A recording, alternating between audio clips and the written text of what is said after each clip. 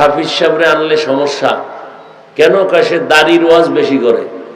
দাড়ি যারা কামায় আর যারা ছোট করে রাখে দোনো দলের গুনাহ সমান। দোনো দলের গুনাহ সমান। কি গুনাহ তা জানেননি? 24 ঘন্টার সেকেন্ডে সেকেন্ডে সেকেন্ডে সেকেন্ডে সেকেন্ডে 24 ঘন্টার সেকেন্ডে সেকেন্ডে অল টাইম গুনাহ। ও ঘুমাইয়া থাকলেও কবিরা গুনাহ লেখা বন্ধ নাই। ও বাইতুল্লাহ যদি ধইরা লাব্বাইক লাব্বাইক বলে, দাড়ি কাটাওয়ালাদের গুনাহ লেখা বন্ধ নাই। নগদ ওর শাস্তি হলো ওর যৌবন থাকবে না। এটা হলো নগদ শাস্তি। এটা কি শাস্তি? এই দাড়ি কামানের প্রবণতা যেদিন থেকে বাড়ছে, হারবাল কোম্পানির ওপেন চ্যালেঞ্জ সেদিন থেকে বাড়ছে। সেদিন এক বেয়াদবে নাকি বলে, আমারে শুনাইলো, হাফিজ সাহেবরে আনলে সমস্যা কেন? সে দাড়ির ওয়াজ বেশি করে। আচ্ছা, দাড়ির ওয়াজ নবী যা করছে তার 1000 ভাগের 1 ভাগও আমি করি। দাড়ির ওয়াজ যদ্দূর জানি, নবীরটা তো আলাদা। ওখান থেকে 1000 ভাগের 1 ভাগ যদি পুরোটা কই তো আগুন লেগে যাবে দুনিয়াদার শয়তানদের অন্তরে। দাড়ি কামানেওয়ালাদের কোনোদিন মোনাজাত কবুল হবে না। কত কঠিন কথা আছে, আমি তো এগুলো বলি না। আগে একটু আরো কঠিন বলতাম, চিন্তা করলাম হেদায়েতের মালিক আল্লাহ, আমার এত আঘাত দিয়া লাভ কি? যতটুকু সম্ভব অতটুকু বলি। লজ্জা না থাকলে আর কেমনে বুঝানো যায়? এবার হাদিসগুলো তোমরা তো ব্যক্তি মানো না, তা তো টানাটানি কেন? হাদিসগুলো রসুলের হাদিস কি বলছে দাড়ি সম্পর্কে খুলো। কপাল পরা তো ওইটা আরো খারাপ, যে নিজেও নামাজ পড়ে না, অন্য পড়ে তাও পছন্দ করে না। এক কপাল পরা হইলো নিজে পড়ে না, আর একটা কপাল পরা হইলো যে অন্য পড়ে তাও দেখতে পারে না। শুধু কপাল পরা, নিজেও নামাজ পড়ে না, অন্য পরে দেখতে পারে না, নিজেও দাড়ি রাখে না, অন্য রাখে তাও পছন্দ করে না, নিজেও পাগড়ি পরে না, অন্য পাগড়ি পরে তাও পছন্দ করে না, নিজেও আল্লাহর জিকির করে না, অন্য জিকির করে তাও পছন্দ করে না। এ শুধু কপাল পরা না, ও আল্লাহর অভিশপ্ত নিকৃষ্ট কপাল পরা। একজনে দাড়ি রাখে না, জিগাইলে ভাই দাড়ি রাখো না কেন, নামাজ পড়ো না কেন? তোর দিলে মায়া আছে, কয় হুজুর দরকার, চেষ্টা করি, পারি না, একটু দোয়া কইরেন। আর কিছু বেয়াদব আছে, নিকৃষ্ট বেয়াদব, ওরা কি বলে, কয় না রাখলে অসুবিধা কি? রসুলের আদর্শ তুমি না রাখলে অসুবিধা কি? এই গাদ্দারিয়ার বেয়াদবি মার্কা কথা বলার দুঃসাহস তোমাকে দিল কে? এটা তো কোনো পীরের অর্ডার না, এ তো মুহাম্মদের আল্লাহর পক্ষ থেকে রসুলের অর্ডার। সেই রসুলের কথার সামনে তুমি পারো না, সেটা ভিন্ন, যে পারি না দোয়া করেন, চেষ্টা করবো। কিন্তু অসুবিধা কি? এই গাদ্দারিয়ার বেয়াদবিয়ার বেঈমানি মার্কা কথা বলার দুঃসাহস তোমাকে শিখাইছে কোন বেঈমানে? আল্লাহ হেদায়েত দান করুন।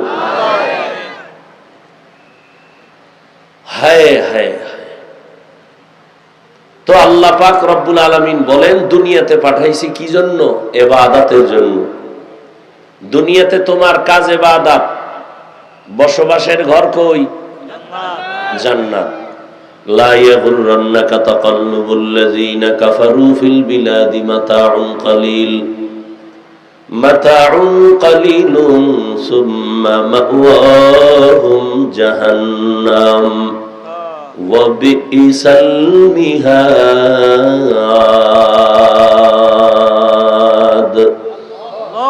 আল্লাহ বলেন, এই দুনিয়ার মুমিন বেঈমানদের বানানো বাড়ি গাড়ি দেখে পাগল পারা হইও না।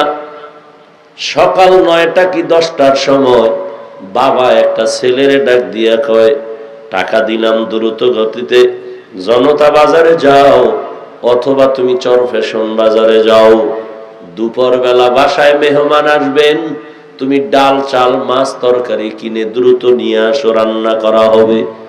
সন্তান বাবার থেকে টাকা পাইয়া এবার জনতা বাজার বা চরফ্যাশনে রওনা হলো।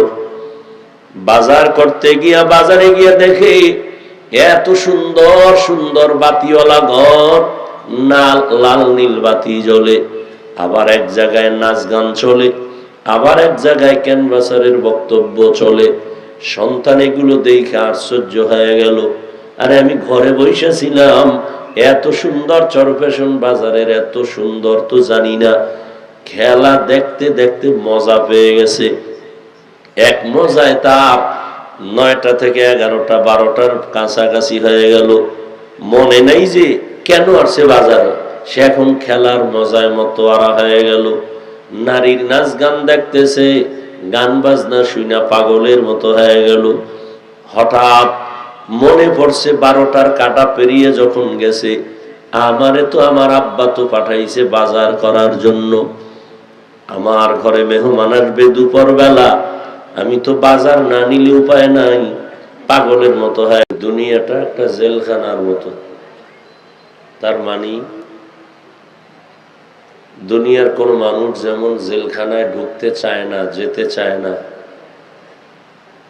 ঠিক যারা আল্লাহর প্রিয় বান্দা মুমিন, এরা দুনিয়াতে থাকবে, কিন্তু দুনিয়াতে থাকার জন্য তাদের মন চাইবে না। তাদের অন্তর চাইবে যে আসল বাড়ি আখেরাতের দিকে কখন আমি যেতে পারি। প্রস্তুত থাকবে আখেরাতের জন্য। দুনিয়াতে চলাফেরা করবে ঠিক, কিন্তু দুনিয়া তাদের গ্রাস করতে পারবে না। নাম্বার 2, জেলখানায় কোনো আসামি যদি ঢুকিয়া যায়, কয়েদি ঢুকে, তখন তার স্বাধীনতা থাকে না। মন চাইলেই খানা খেতে পারবে না, মন চাইলেই যেখানে সেখানে যেতে পারবে না, মন চাইলেই ঘুমাতে পারবে না। ঠিক যারা আল্লাহর প্রিয় মুমিন, তারা দুনিয়াতে থাকবেন, সামনে খানা আছে, ক্ষুধাও আছে, এরপরও খাবেন না। আগে ভাববেন, দেখবেন খানাটা হালাল না হারাম। পা আছে হাঁটার জন্য। একজন মুমিন যে কোনো দিকেই হাঁটবে না। সে কদম দেওয়ার আগে ভাববে, আমার কদমটা কোন দিকে যাচ্ছে, কোন উদ্দেশ্য নিয়ে আমি হাঁটতেছি, আমার কদম কি আল্লাহর খুশির মধ্যে না বাইরে। এইভাবে মুমিন চিন্তা করে চলবে। আর এই মুমিনদের মধ্যে এরাই বড় জ্ঞানী। জেলখানার মধ্যে আরাম নাই, জেলখানায় শান্তি নেই, খাওয়ানে শান্তি নেই, ঘুমে শান্তি নেই, চলাফেরায় শান্তি নেই। দুনিয়াটাও মুমিনের জন্য শান্তির জায়গা না। এখানে চলাফেরা, খানা দানা শান্তি নেই। দেখেন না, রাস্তায় বের হলে চোখের গুনাহ, হাতের গুনাহ, জবানের গুনাহ, অন্তরের গুনাহ, যেদিকেই নজর দেওয়া হয় সেদিকেই শুধু গুনাহ আর গুনাহ,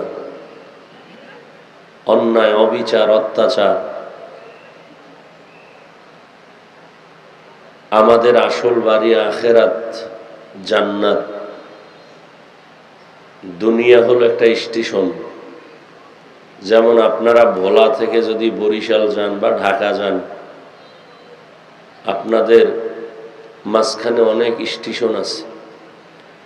স্টেশনের মধ্যে লঞ্চ বা গাড়ি থামায় 5 মিনিট 10 মিনিটের জন্য। অনেকের কিছু জরুরত থাকলে, কথার কথা বাস থামাইছে, 10 মিনিট টাইম দিল যে ভাই আপনাদের কিছু জরুরত থাকলে সেরে নেন। দ্রুত নেমে যায়, গিয়া এস্তেঞ্জার প্রয়োজন হলে, পানি টানির প্রয়োজন হলে কিনে আবার এসে জায়গায় বসে দ্রুত চলে আসছে। কেন? তার গন্তব্য ঢাকা।